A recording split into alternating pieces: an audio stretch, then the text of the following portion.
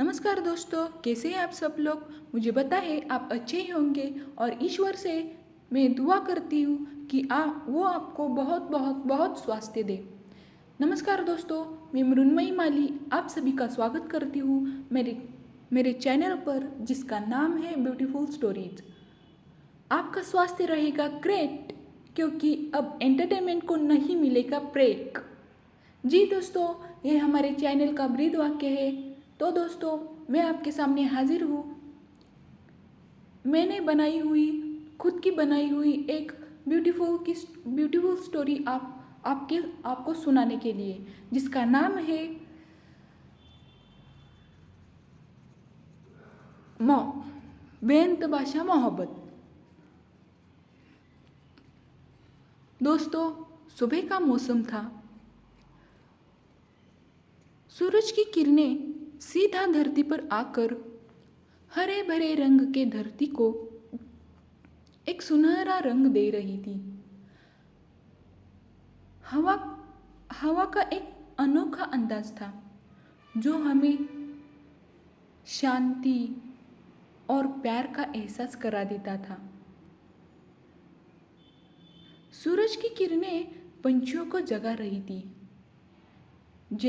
जैसे वो उसे कह ही रही हो, उठो उठो, मैं आ गया हूँ।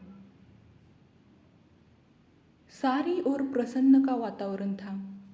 और तभी नदी के किनारे बसा सोनपुर गांव। एक गांव दिखने में तो बहुत खूबसूरत था, और सूरज की किरणें इसे और ही खूबसूरत बना रही थी। सभी लोग अपने अपने काम पर जा रहे थे, और इसी समय गांव के किनारे बैठा था एक महल। ये महल इतना सुंदर था कि जैसे पृथ्वी पर कोई स्वर्ग ही आया हो। यह महल था सूर्यवंशी राज्य की राजधानी।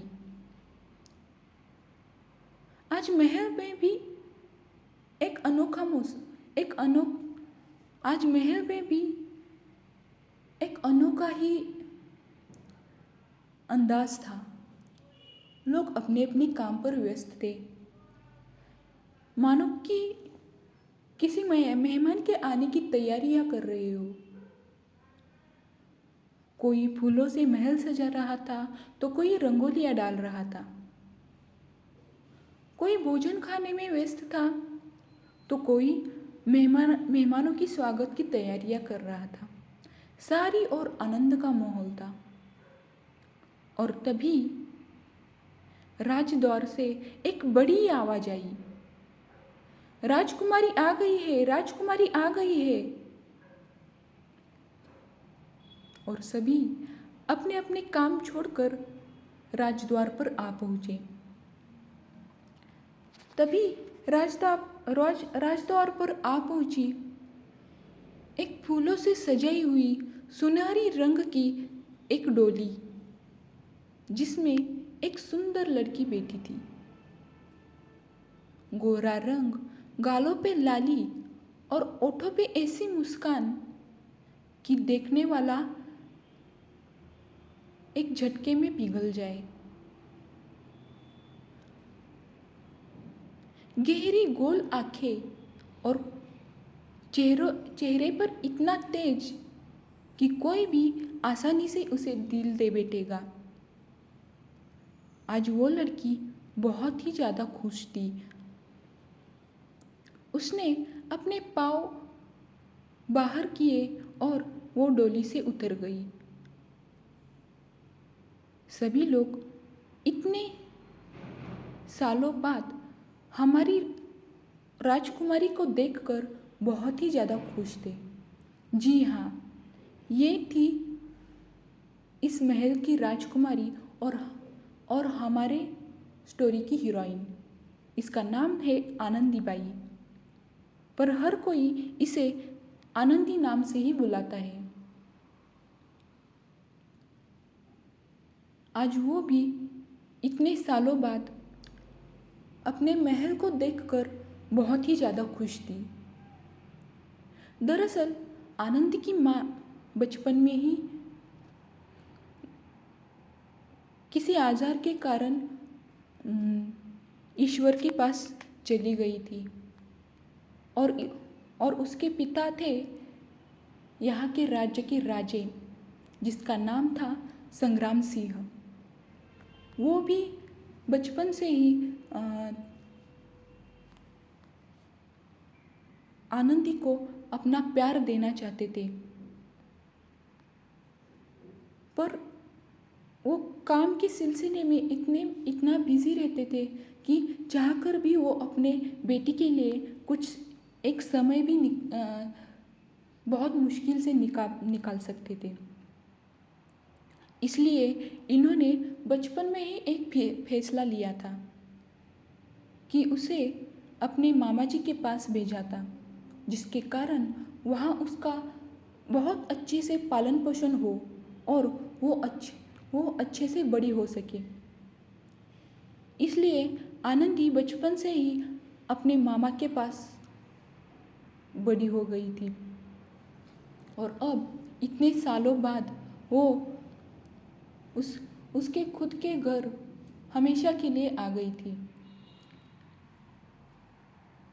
तभी दरवाजे पर आ पहुँचे आनंद के पिता राजा श्री संग्राम सिंह।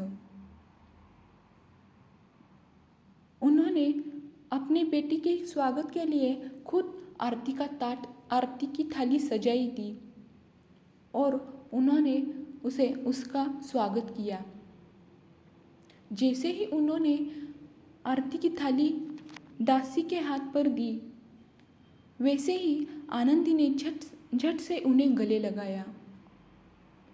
अपनी बेटी को इतने दिनों बाद देखकर वो भी बहुत ही ज़्यादा खुश थे और इसके कारण उनकी आँखों से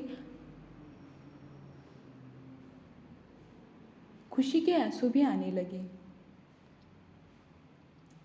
एकदम से आनंदी का माहौल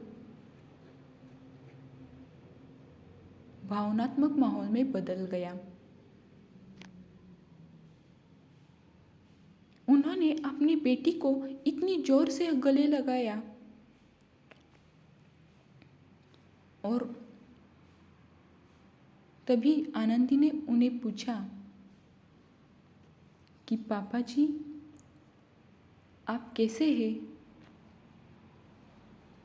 और ये शब्द सुनकर तो उनकी आँखों के आंसू रुकने का नाम ही नहीं ले पाए। उन्होंने भी उसे कहा